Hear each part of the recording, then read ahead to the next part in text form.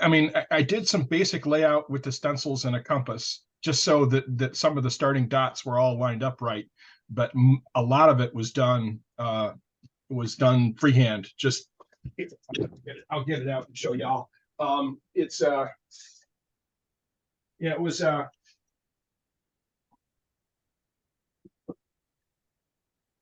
so a lot of it is just, I mean, when you walk the dots, you're just, which is meaning going from the bigger ones to the smaller ones. You know, that's just you're just walking them. You're not following any lines or anything. And then a lot of the dots, you're putting them on top of another dot or between other dots. Mm-hmm. So anyway, but yeah, it's good fun. Go off. And it's very effective as well. Yeah, and it's a great way to fill space. You know, I mean, I'm a big fan of just raw wood anyway. I think wood is pretty. I mean, that's why I'm in this to begin with. But it's just, you know, you can add stuff to it and really, you know, enhance the heck out of something. So, beauty. God's not made. Yeah, God's never made two pieces identical, so you got all this to work with. You know, that's you for sure. got a fabulous palette to work with. Yeah, and one of the things that I'm playing with is I'm adding some of the mica powders. So this has got the chameleon mica powders and stuff on it, where they change colors as you rotate it in the light. All right. Yeah. I don't know if you can't really see it all that well, but we see it. Oh yeah, you can. Oh yeah. I love these things. I love these things, and so I've been mixing them with normal acrylic paints, and I bought some other just straight up mica powders, not chameleon or anything. So the gold here is just like a Walmart gold with some bronze mica dust mixed in with it. And I really love how that turned out too. So I was just, a lot of this was just pure experimentation. You know, can I blend several different colors of the mica dust? Can I blend it with paint? What happens? You know, and I'm delighted with how it turned out. So yeah. Which mica powder is that on the ribbon? Do you remember? Yeah, I mean, it's very, I have Emma Cook's, and I have something I bought off of, I want to, it was either Temu or Amazon, but it came in the mail. And they're very, very similar. Yeah. So they behave almost identically. Right. And I used Emma's on some other stuff, and it's nearly identical. They're almost indistinguishable. Right. I was just wondering which one it was. See if I had some of that, because I've not seen that color combination, and of course I've only used one of mine so far. Well, this one, the finial, the ribbon finial has 3 of them on it. It's got it's got a red gold up top, and then a red purple in the middle, and then a blue green red down at the bottom. Mm-hmm. And I may have done it like I missed some bits when I first went into it. So I sort of like took it out my shop and used the compressed air to blow it off, and you know, redid it. So some of it, I mean, you can, there's one part on here where you can actually see, I don't know if you can see it, it's right there where you can actually see where there's a second coat right there. It is right there. I don't know if you can see it where my finger is. Yeah. Yeah, mm-hmm. It's the only place where you can actually see that there's a second coat of it on there.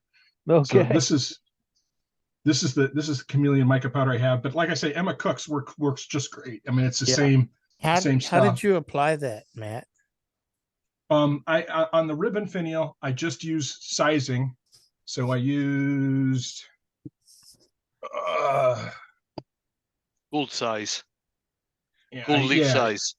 Yeah, metal leaf size. So that's what I use. Metal leaf size. Okay. Yeah. Mm-hmm. And you just wipe it on, and you give it like 30 minutes till it becomes tacky, and then you just take the brush that comes with the mica powder and you brush it on. Gotcha. Which is it's a makeup brush. Basically, it's a makeup brush that you can just dip into the powder or flakes, and then just dab it on to the gold leaf size. Mm-hmm. Cool. I do have to warn you, Eddie. I was cleaning some things up, and looking for a compass which was missing, and found some older mica powders that are in different vivid colors. So these are going to go on something soon too. So I got these. I had that kit. I had that So kit. it has nothing to do with airbrushing or anything like that. Yes, I did not use the airbrush on this at all. Okay, so you're in control with your own hand, and like Yep. what Wayne said, just a makeup brush. Yeah, Yeah. and this little kit comes with a little makeup brush. That's all it is. It's just a little tiny makeup brush. Okay.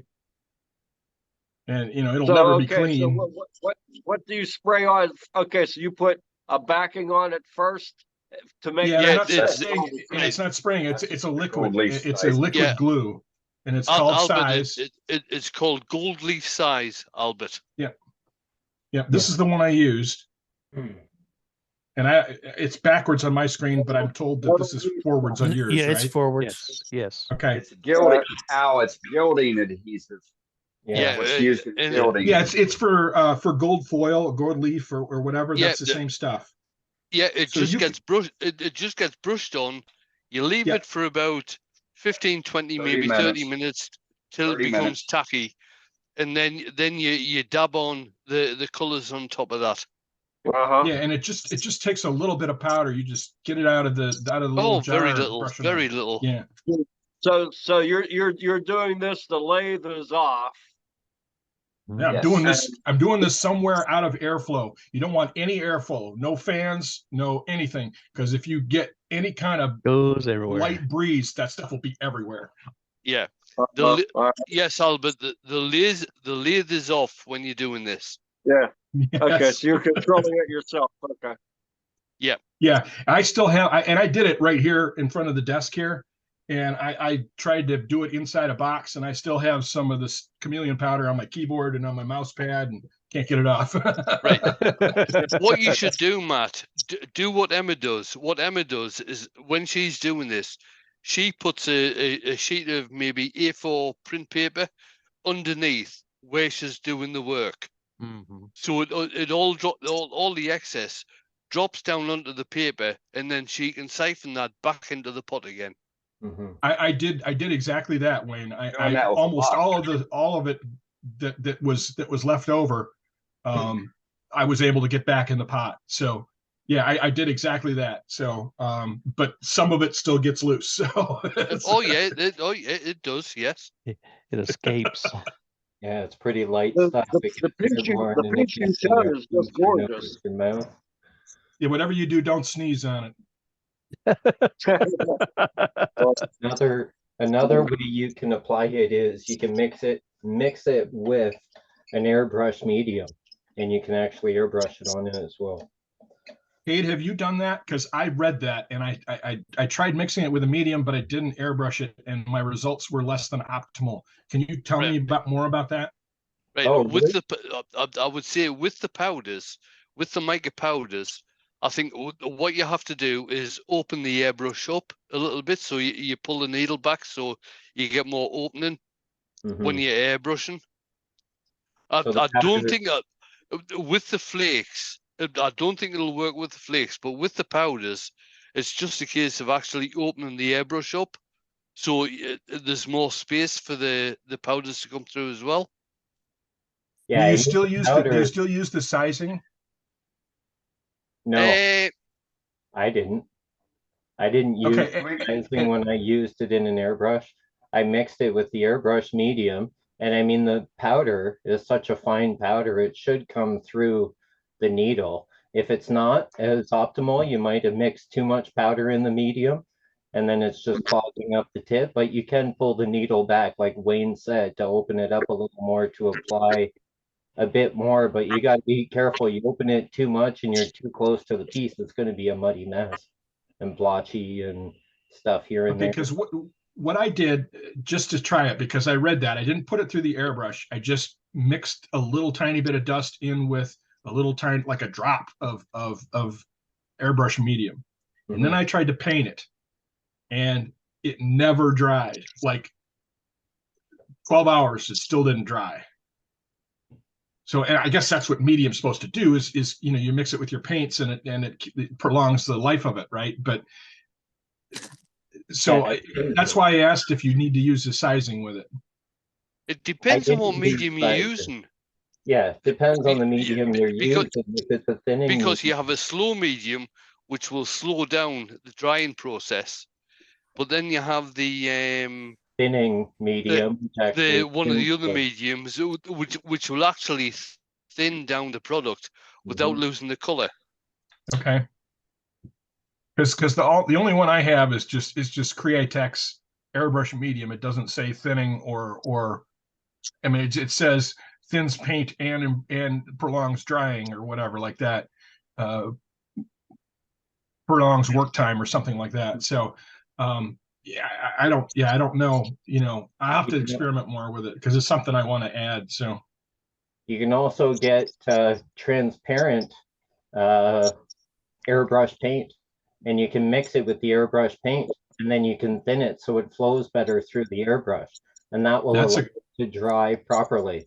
With the mediums, depending if it's a slowing drying medium or a speeding up drying medium or a thinning medium, it all depends on the medium. But if you get the transparent airbrush paint, you mix it with that, and then you can thin it with the medium, and then that stuff will dry properly. thank you, Kate. I'll have to try that. Yeah. Most of the flow mediums do actually retard the drying as well. It takes longer to dry if you use it. Would the size nozzle make a difference to blow it through? Yes, and the needle positioning. If the needle's too closed or the needle's too open, you'll get different flow. Huh. But also bear in mind that different airbrushes have different nozzle sizes. Anything from 0.2 up to 0.8 is the norm, but you can get even bigger than that. But some paints or some products won't go through a small nozzle, no matter how much you move the needle. It's down to the particle size. You can dilute it and thin it and make it flow more, but if the particle size is still too big for the nozzle size, it isn't going to flow. Or isn't going to flow through the airbrush anyway. You can obviously paint it, but with a brush or something.